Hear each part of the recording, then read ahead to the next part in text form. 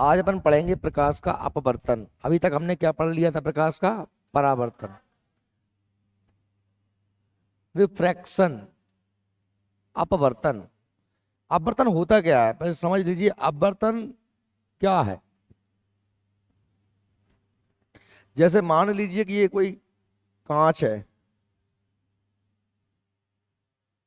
ये कांच,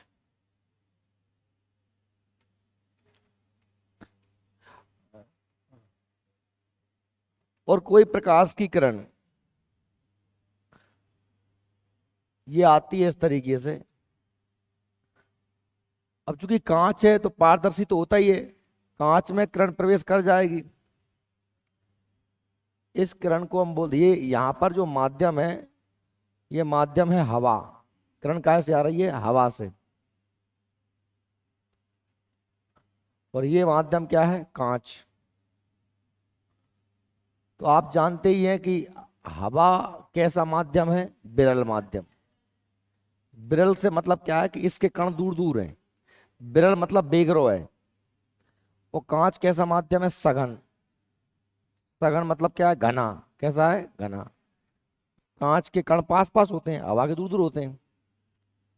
जब एक कोई प्रकाश की किरण एक माध्यम से दूसरे माध्यम में प्रवेश करती है, यानी कि हवा से कायम जा रही है, कांच में जा रही है, तो यहाँ पर हम एक अभिलंब डाल लेते हैं।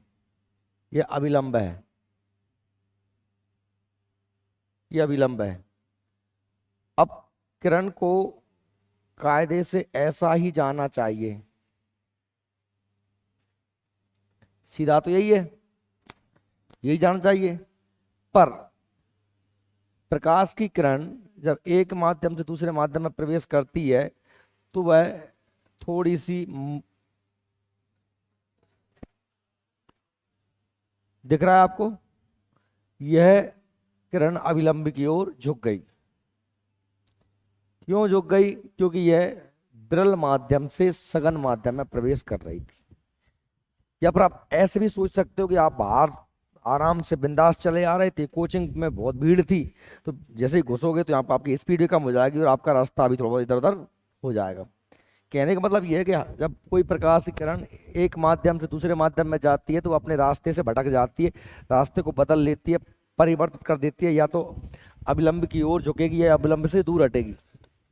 अब वो निर्भर करता है माध्यम से। अगर भैया विरल माध्यम से सघन माध्यम में आइए तो अभिलंब की ओर झुकेगी। और यदि हमने कहा उल्टा हो जाए इस तरीके से, भाई ऊपर कांच है और कांच में से किरण आ रही थी, है ना, तो ये अभिलंब से वैसे जाती तो कैसी जाती? सीधी। इस तरीके से, इस तरीके से सीधी जाती है, पर सीधी ना जा करके ये थोड़ी सी अभिलंब से दूर हट जाएगी। ये अभिलंब हो गया, ये मैंने अभिलंब डाल दिया। तो क्या हो रहा है? ये माध्यम कैसा था? ये माध्यम था, ये जो है माध्यम सघन माध्यम। ये सघन माध्यम है और ये कैसा माध्यम है? विरल माध्यम।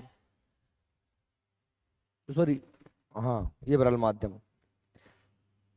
बात सही में, ये आपको जब प्रकाश किरण एक माध्यम दूसरे माध्यम में जाती है तो अपने मार्ग से विचलित हो जाती है।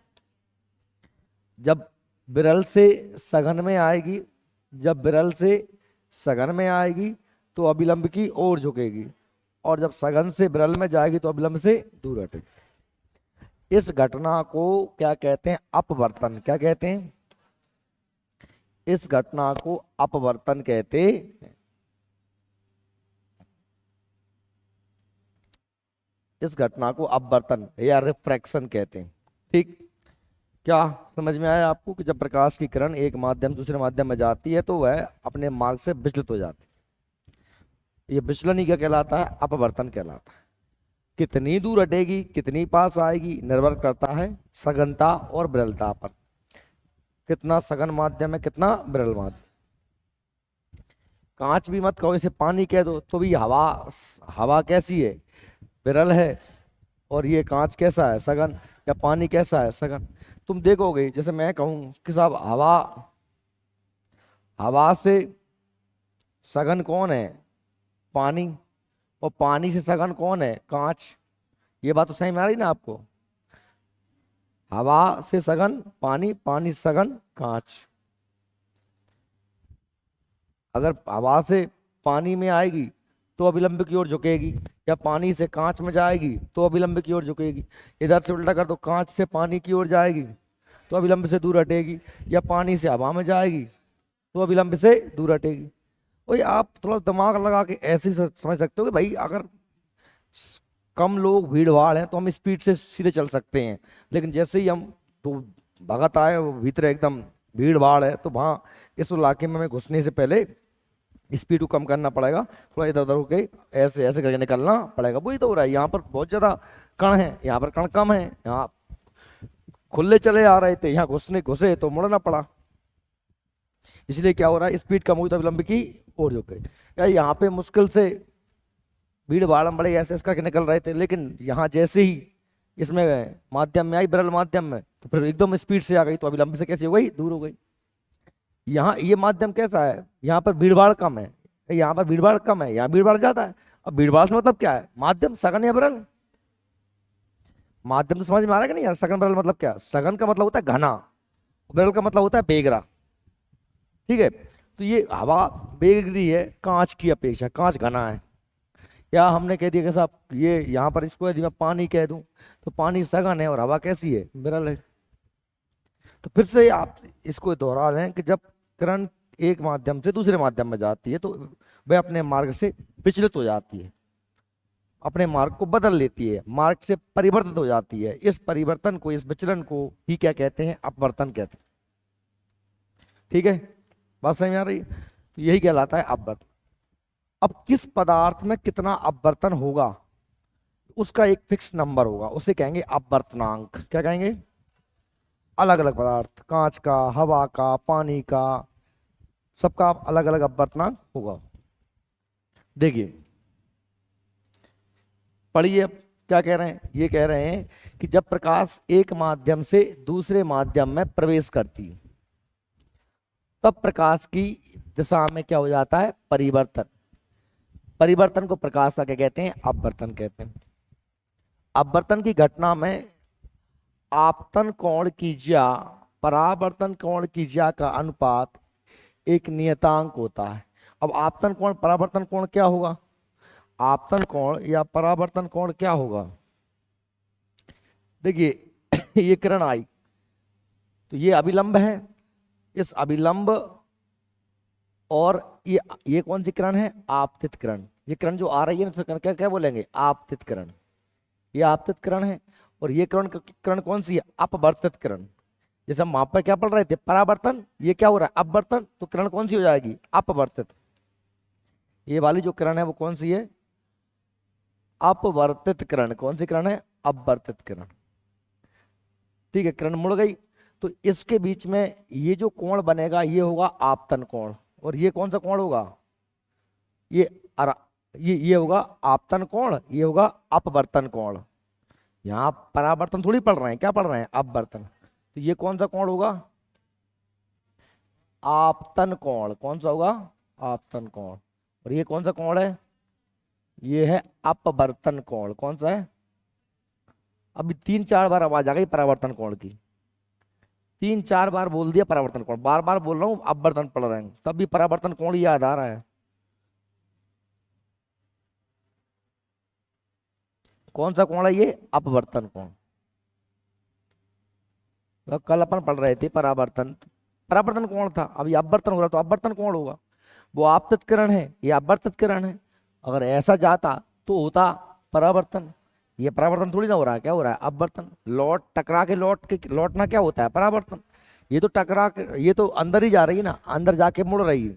कोई पारदर्शी चीज में होता है क्या, अपवर्तन, और अपारदर्शी है उसमें टकरा के लौटना होता है क्या, परावर्तन। कांच दर्पण में क्या होता है, परावर्तन, किरण गई टकरा के वापस लौट आई। लेंस में, कांच में, खिड़की में किरण आर पार जा रही है, आर पार जाएगी तो क्या होगा, अपवर्तन। समझ गएगा, ठीक है। देखिए आपतित किरण, अपवर्तित किरण और आपतन बिंदु अभिलंब तीनों एक ही तल में होते हैं। कैसे, जैसे मैंने कहा कि साहब ये आपतित किरण है, ये अपवर्तित किरण है, ये आपतित किरण और यहां से ये अपवर्तित किरण, और ये क्या है, अभिलंब। तीनों का बिंदु क्या है, एक ही बिंदु है कि नहीं। ये कौन सा कोण हो जाएगा, आपतन कोण। ये कौन सा हो जाएगा, अपवर्तन कोण। बात सही में आ रही। आपतित किरण, अपवर्तित किरण, आपतन कोण, अपवर्तन कोण। साथ में ही हमने कहा तीनों अभिलंब, आपतित किरण, अपवर्तित किरण एक ही बिंदु पर है। यही तो लिखा है, ठीक है। अब मैं कहूं कि साहब लाल रंग का अपवर्तनांक सबसे कम और बैंगनी रंग का अपवर्तनांक सबसे अधिक होता है। ये आगे आप पढ़ोगे, प्रकाश में 7 रंग होते हैं, बैजानी, आपी, नाला, है ना। बैजानी, आपी, नाला, बैंगनी से होता है लाल तक। बैंगनी की स्पीड सबसे ज्यादा होती है, बैंगनी का तरंग दैर्ध्य सबसे कम होता है, क्योंकि तरंग दैर्ध्य, वेवलेंथ, तरंग की लंबाई, वेवलेंथ कम होती है, इसलिए बैंगनी की स्पीड ज्यादा होती है। बैंगनी की जब स्पीड ज्यादा होती है तो उसका अपवर्तनांक भी कैसा होता है, अधिक होता है। लाल की स्पीड कम होती है, इसलिए उसका अपवर्तनांक, बात सही में आ रही। स्पीड से आ रहा था उसमें अपवर्तनांक ज्यादा, जो धीरे आ रहा था उसमें अपवर्तनांक कम। याद रखना, लाल रंग की तरंग की लंबाई ज्यादा होती है, बैंगनी रंग की तरंग की लंबाई सबसे कम होती है, इसलिए बैंगनी की स्पीड ज्यादा होती है, लाल की स्पीड कम होती है।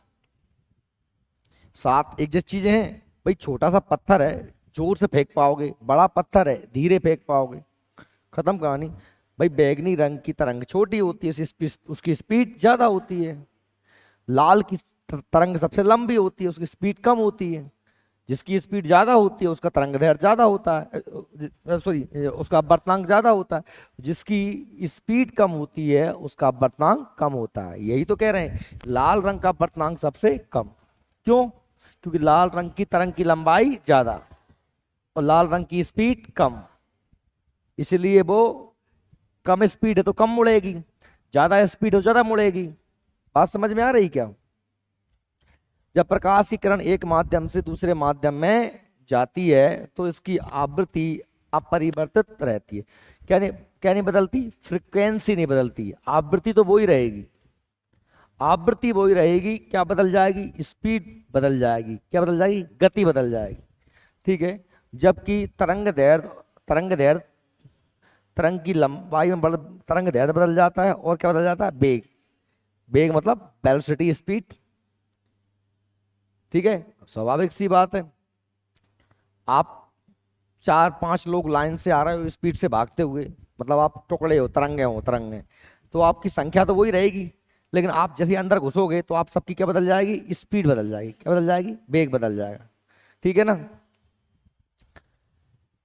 निरपेक्ष अपवर्तनांक ये क्या है, ये कैसे निकालते हैं, तो ये एक प्रकार का अनुपात है।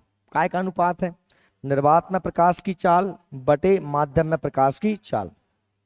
जब हमें किसी का निरपेक्ष अपवर्तनांक निकालना है तो हम कैसे निकालेंगे, निर्वात में प्रकाश की चाल। अब निर्वात में प्रकाश की चाल मतलब क्या, निर्वात मतलब क्या होता है, खाली जगह जहां पर हवा भी ना हो, जहां पर क्या ना हो, हवा भी ना हो, एकदम वैक्यूम। जैसे कहां पर है, अंतरिक्ष में हवा भी नहीं है, प्रकाश चाल कितनी हो जाएगी पता, आपको पता है, 3 लाख किलोमीटर प्रति सेकंड। अब माध्यम मतलब हो सकता है कांच भी हो सकता है पानी भी हो, पढ़ ले भाई। माध्यम मतलब कांच भी है, पानी भी है, या जो भी है, तो माध्यम प्रकाश की चाल, यानी 3 लाख में हम भाग दे देंगे जिस भी चीज की स्पीड निकाल रहे हैं, जिस भी माध्यम में हम प्रकाश की स्पीड को निकाल रहे हैं, तो हमें क्या मिल आएगा, निरपेक्ष अपवर्तनांक। उस पदार्थ का क्या मिल जाएगा, अपवर्तनांक मिल जाएगा। प्रकाश की चाल बटे माध्यम में प्रकाश की चाल, निर्वात में प्रकाश की चाल। अब अपवर्तनांक ये इसको समझ लीजिए आप। हमने बता दिया कि भाई अगर माध्यम कैसा है, विरल है, और विरल माध्यम से किस माध्यम में जा रही है, सघन माध्यम में। सघन माध्यम में जाएगी तो अभिलंब की ओर झुकेगी। और यदि कैसा माध्यम है, सघन माध्यम है, और सघन माध्यम से किस में जा रही है, विरल। जब विरल में जाएगी तो अभिलंब से दूर हट जाएगी, ठीक है। ये दोनों चीजें समझ में आ गई आप लोगों को। देखिए अपवर्तन का कारण क्या है, अपवर्तन होता क्यों है, किरण मुड़ती क्यों है, तो बिल्कुल सिंपल सी बात है। माध्यम के जो कण होते हैं वो जितने ज्यादा नजदीक होंगे उतना घना, जितने दूर होंगे उतना बेगरा। तो घनत्व क्या है, मेन चीज घनत्व। घनत्व तो समझते हो ना, डेंसिटी। भाई कौन कितना घना है, कांच ज्यादा घना है, पानी कम घना है, हवा और कम घनी है, निर्वात में तो कुछ है ही नहीं। जब एक माध्यम दूसरे माध्यम में प्रकाश की किरण प्रवेश करती है तो उसकी चाल में परिवर्तन ही वास्तव में उसकी दिशा परिवर्तन का अर्थात अपवर्तन का कारण है। क्या कह रहे हैं कि जब एक माध्यम से प्रकाश की किरण दूसरे माध्यम में प्रवेश करती है तो उसकी चाल में परिवर्तन होता है, और चाल में परिवर्तन के कारण ही किरण या तो अभिलंब के पास आएगी या अभिलंब से दूर जाएगी, अपने रास्ते से भटक जाएगी। अब चाल में परिवर्तन होगा क्यों, क्योंकि भाई कैसे माध्यम में जा रही है। अगर कमरा खाली है जिसमें घुस रही है तो कुछ चाल में कोई दिक्कत आएगी नहीं, इसलिए तो वो प्रकाश और स्पीड से जा सकती है आगे। अगर मान लीजिए भीड़ भाड़ वाला इलाका है तो वहां तो आप आराम से ही जा पाओगे, तो आपकी चाल बदल जाएगी, तो आपको अभिलंब की ओर झुकना पड़ेगा। बात समझ रहे हो। आप कैसे माहौल में चल रहे हो, गाड़ी भगा रहे हो स्पीड से, खाली सड़क है, लेकिन अगर तुम गांधी पार्क पे मुड़ गए, बाजार ही मुड़ गए, तो फिर तो आपको गाड़ी की स्पीड कम करनी पड़ेगी, निकल पड़ेगी, क्योंकि वहां लोग घने लोग हैं, वहां मोटरसाइकिल ट्रक बस बहुत सारा भीड़ भाड़ है। तो चाल में परिवर्तन होता कब वजह से, घनत्व के वजह से। वो घनत्व अंग्रेजी में डेंसिटी कहते हैं। अब हर पदार्थ का घनत्व अलग अलग होता है। पानी ज्यादा घना है हवा की अपेक्षा, कांच ज्यादा घना है पानी की अपेक्षा, वो कांच ज्यादा घना लोहा है, लोहे में तो वैसे प्रकाश नहीं जाता क्योंकि वो अपारदर्शी है। अगर मैं कहूं हीरा, तो हीरा और ज्यादा घना है। दुनिया का सबसे कठोर पदार्थ क्या होता है, हीरा होता है।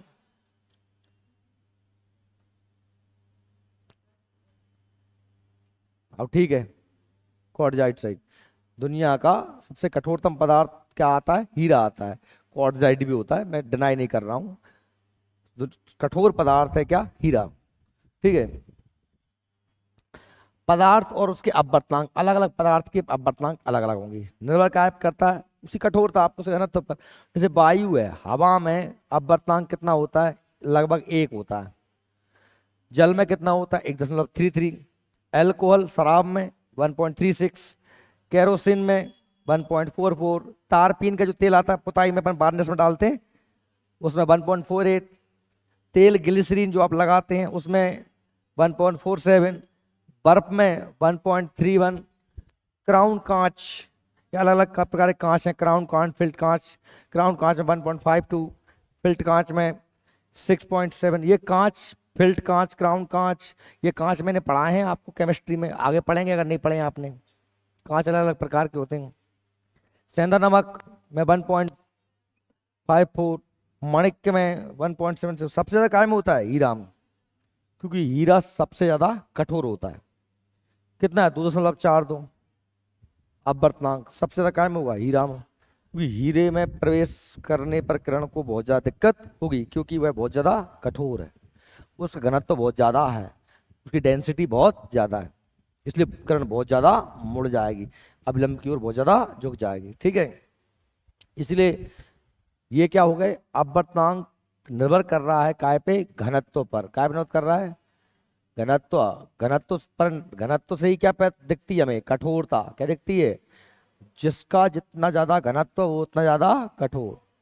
समझ गए। रुई का घनत्व कम है, पत्थर का घनत्व ज्यादा है, इसलिए रुई मुलायम है, पत्थर कैसा है, कठोर है। सही है ना। ठीक। अब ये दिया है पूर्ण आंतरिक परावर्तन। पूर्ण आंतरिक परावर्तन, टोटल इंटरनल रिफ्लेक्शन, ये क्या होता है समझिए। पूर्ण आंतरिक परावर्तन क्या चीज है, उसके लिए आपको पहले समझना पड़ेगा क्रांतिक कोण को। क्या समझना पड़ेगा, क्रांतिक कोण। अच्छे से पढ़ लेना क्रिटिकल एंगल क्या होता है। तो पहले समझ लीजिए, जैसे मैं आपसे कहूं ये कोई माध्यम है, मान लीजिए कांच है, मान लीजिए कांच है। अब कांच है और कांच के बाहर, मतलब बाहर तो हवा होगी। ये ध्यान सुनो, इधर इधर देखो, पेज में मत पलटो, समझ ले पहले इसको, या मेरी मोबाइल आएगी या वहीं की रहे। ये कांच है, वो कांच है, तो कांच कैसा होता है, सघन होता कि नहीं होता। और उसके बाहर चारों तरफ हवा है। हवा कैसा माध्यम है, विरल माध्यम। मान लीजिए कोई एक किरण है जो कांच के अंदर है, या सघन माध्यम में है, काय में है, सघन माध्यम। ये किरण है, इधर से आ रही है। ठीक। ओके। अब किरण को उस तरफ जाना चाहिए, किरण को जैसे मान लीजिए ये बना दिया मैंने, ये क्या, ये किरण है, ये किरण को कैसे जान चाहिए, इधर जान चाहिए, यही होगा ना, क्योंकि दिशा किसकी है, ऐसी है, आर पार करेगी। तो ये जब एक माध्यम से दूसरे माध्यम में जाएगी तो या तो ये अविलंब की ओर आएगी या अविलंब से दूर हटेगी, निर्भर करता है माध्यम पे, किस माध्यम से जा रही है, सघन माध्यम से, काय में जा रही है, विरल माध्यम में। तो स्वाभाविक सी बात है, जब सघन से विरल में जाएगी इस तरीके से, तो ये सीधी तो ऐसी, सीधी तो ये ऐसी जाती, सीधी सीधी जाती ये ऐसी, लेकिन वास्तव में ये थोड़ी सी दूर हट जाएगी, यही होगा, क्योंकि किस माध्यम से जा रही है, किस में जा रही है। तो जब सघन से विरल में जाए तो क्या होता है, माध्यम से दूर हटती है ना। ठीक, अब निर्भर करता है कि कितना सघन था और कितना विरल था। जितना ज्यादा सघन होगा वो जितने ज्यादा विरल में जाएगी उतनी ही दूर हटेगी। अब अगर कोई ऐसा पदार्थ ले लो जो बहुत ज्यादा क्या हो, सघन हो, तो ये दूर हटेगी, दूर हटेगी। जैसे मैंने कहा पहले इधर हट गई थी और दूर हट गई, और एक समय ऐसा आया कि ये इतनी दूर हट गई किरण, ये इतनी दूर हट गई किरण, बिल्कुल ऐसी हो गई, समझ रहे मेरी बात, दूर हटते हटते हटते ऐसी हो गई, मतलब माध्यम की ये बहुत ज्यादा सघन है। ध्यान सुन ले, पानी पी रही है, देख ला, नहीं पानी पी लेगी अभी तू। क्या हो रहा है, किरण जाती लेकिन विरल माध्यम में, सघन से विरल में जा रही है, अविलंब से दूर हटेगी, पर इतना ज्यादा सघन है कि बहुत ही ज्यादा दूर हट गई, इतनी दूर हट गई। और आप देख रहे हैं जब इतनी दूर हट गई तो ये क्या है, हमारा अविलंब है, ये क्या है, और ये किरण कौन सी है, अपवर्तित किरण, ये आपतित किरण है और ये अपवर्तित किरण, क्योंकि इसी में अपवर्तन हुआ है ना। समझ में आ रही कि नहीं आ रही, ना आए तो कह दी जाएंगे। तो जो कोण बन गया 90 डिग्री को, कितना बन गया, 90 डिग्री। अब जो कोण 90 डिग्री को सब जानते ही है कि नहीं जाने, तो जानते को नहीं जानो कि जो जब भी ऐसा कोण बनता है कहूं पे, जब भी कोण ऐसा बनता है तो इसका मान क्या होता है, 90 डिग्री होता है। समतल कोण बोलते हैं, क्या बोलते हैं, समतल कोण। इस 90 डिग्री के कोण को ही क्या बोलते हैं, क्रांतिक कोण, क्या बोलते हैं। तो क्या कह रहा हूं मैं कि जब अभी वास्तव में तुम बताओ ये कोण कौन सा था, आपतन कोण, और ये कोण कौन सा है, अपवर्तन कोण। कौन सा कोण है ये, अभी हमने पढ़ा कि नहीं पढ़ा। ये कोण कौन सा होता है, आपतन कोण, और ये कौन सा कोण, अपवर्तन कोण। आपतन कोण काय के साथ बन रहा है, हमने कहा सब अविलंब और आपतित किरण के साथ। अपवर्तन कोण बढ़ रहा है अविलंब और अपवर्तित किरण के साथ। समझ में आ रही कि नहीं आ रही। तो अब मैं ये कह रहा हूं कि जब अपवर्तन कोण का मान 90 हो जाता है तो उस कोण को क्रांतिक कोण कहते हैं। समझ में आई बात मेरी, आ गई क्या। जब आप वर्तन कोण का मान 90 डिग्री हो जाता है तो वह कोण ऐसा कब होगा, जब माध्यम बहुत ही ज्यादा सघन होगा, माध्यम बहुत ही ज्यादा सघन हो। ठीक, कोई दिक्कत, चलो ठीक है। अब हम एक काम करते हैं कि माध्यम को और सघन कर देते हैं, माध्यम और सघन कर देते हैं।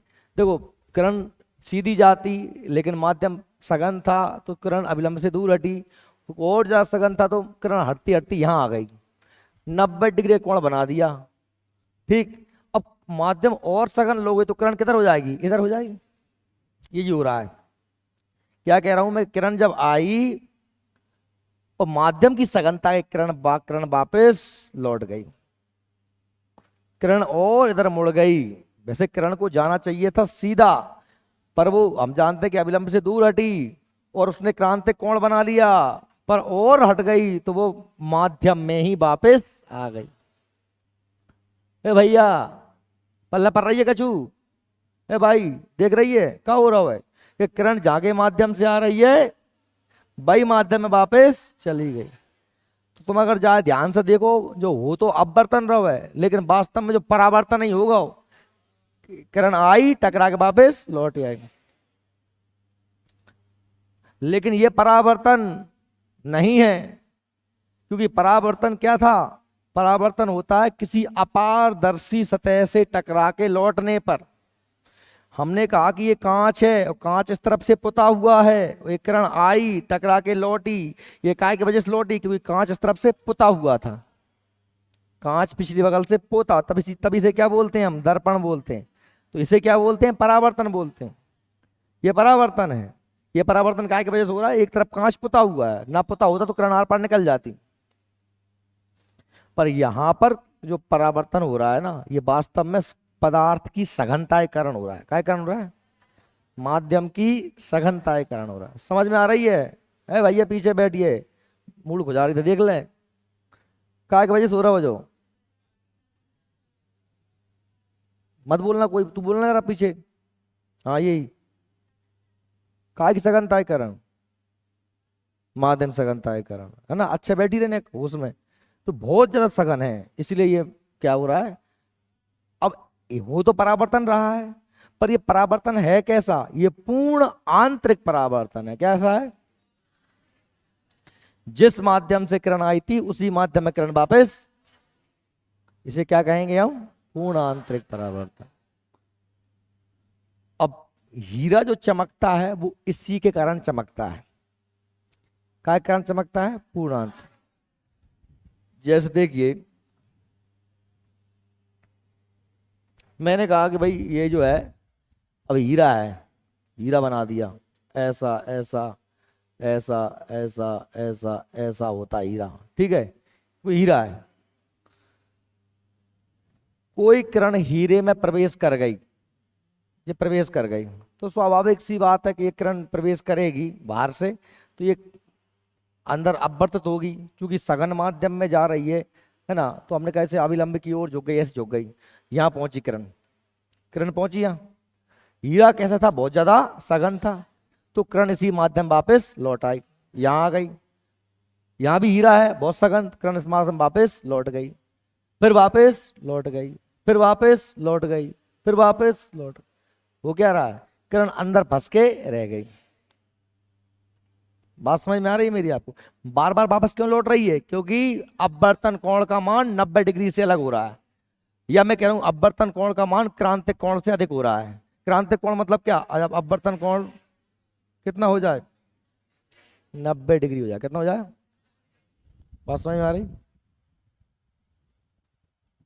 तो हीरा क्यों चमक रहा है? पूर्ण आंतरिक परावर्तन।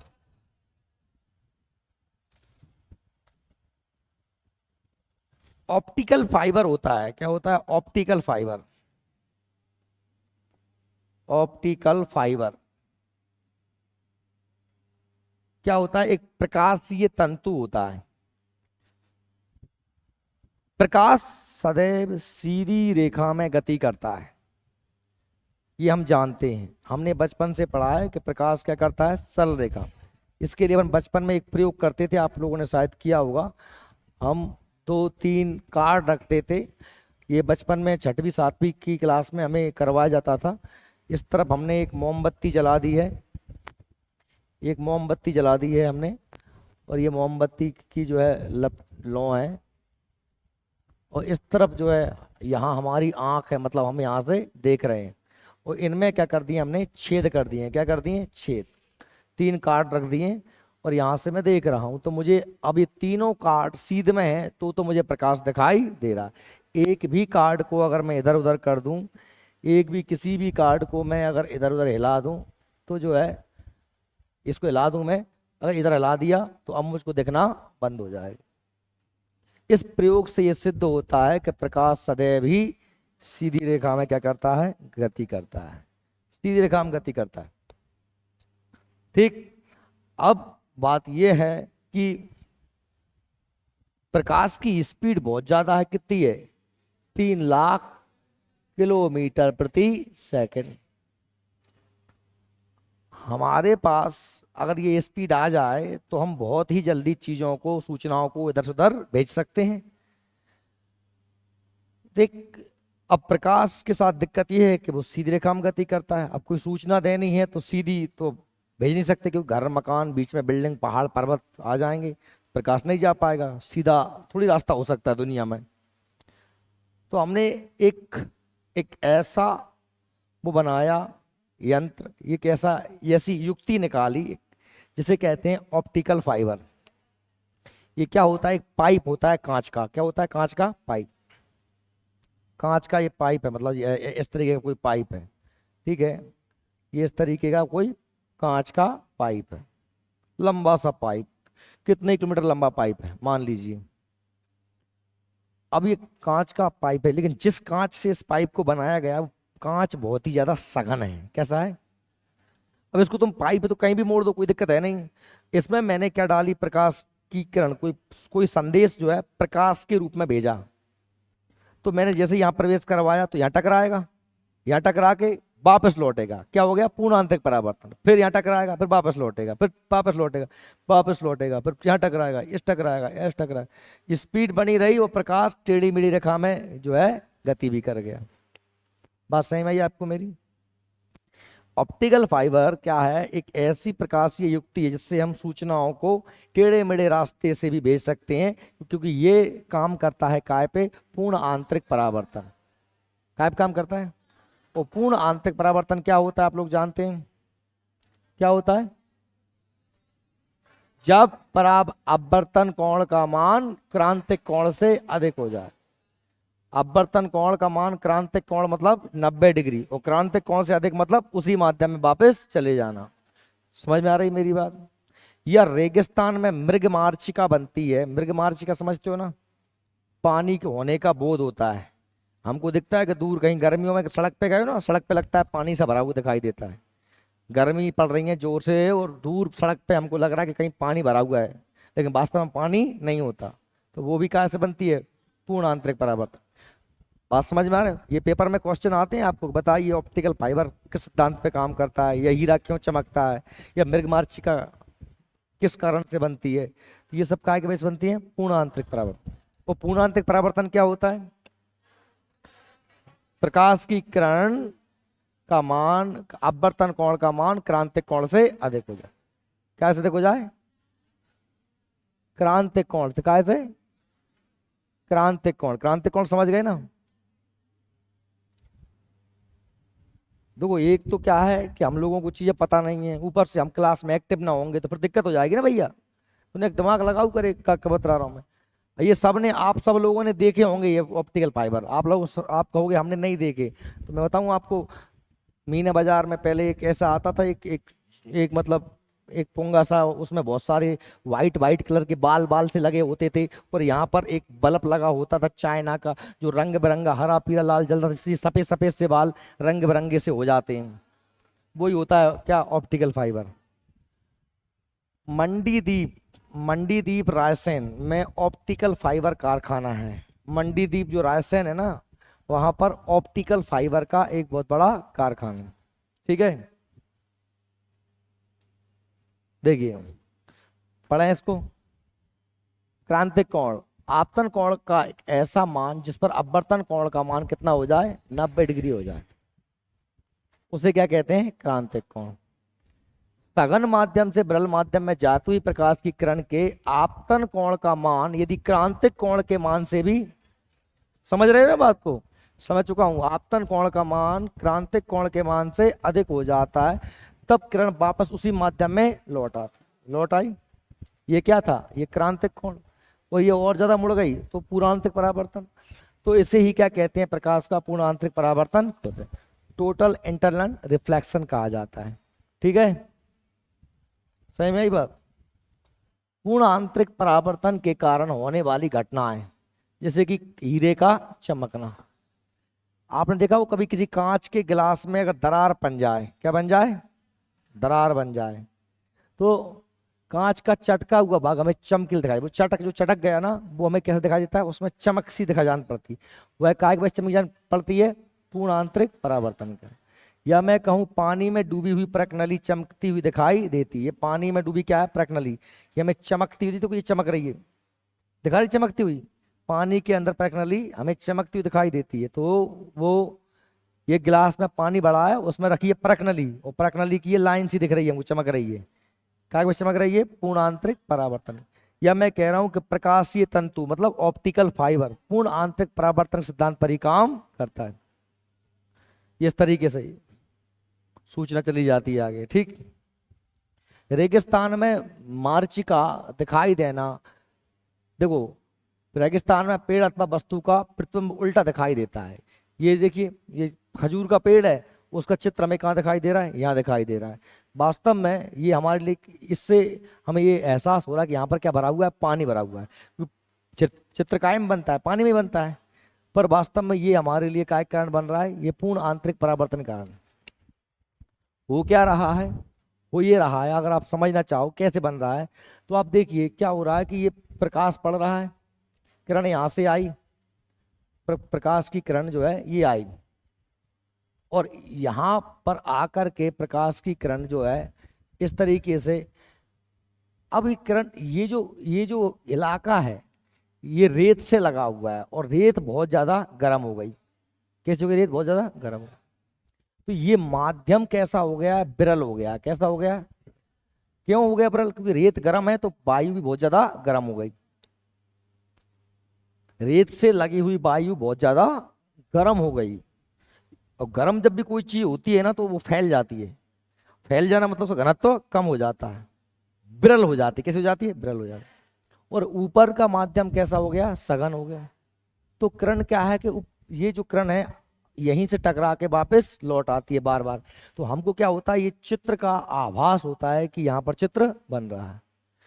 ये वास्तव में नहीं बनता, हमें ऐसा केवल क्या होता है, आभास होता है। तो इसको क्या बोलते हैं, मृगमार्च।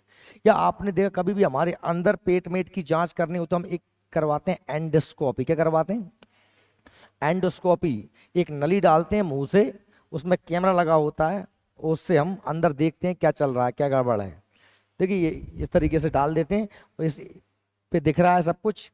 ये नली अंदर डाल दी आपके पेट में अंदर सारे में, इसे क्या बोलते हैं, एंडोस्कोपी। शरीर के आंतरिक भागों को देखने की प्रयुक्त तकनीक एंडोस्कोपी भी काय पे काम करती है, पूर्ण आंतरिक परावर्तन पे। तो पूर्ण आंतरिक परावर्तन पे तुम क्या क्या समझे, पूर्ण आंतरिक परावर्तन पे हमने समझा कि भाई हीरा चमकता है, रेगिस्तान में मृगमार्चिका बनती है, एंडोस्कोपी काम करती है, या हम कह सकते हैं हमारा जो है प्रकाश ये तंतु काम करते हैं, प्रकनली चमकती हुई दिखाई देती है, पानी में डूबी हुई, या फिर फूटा हुआ कांच चमकता हुआ दिखाई देता है। ये सब काय के कारण है, पूर्ण आंतरिक परावर्तन।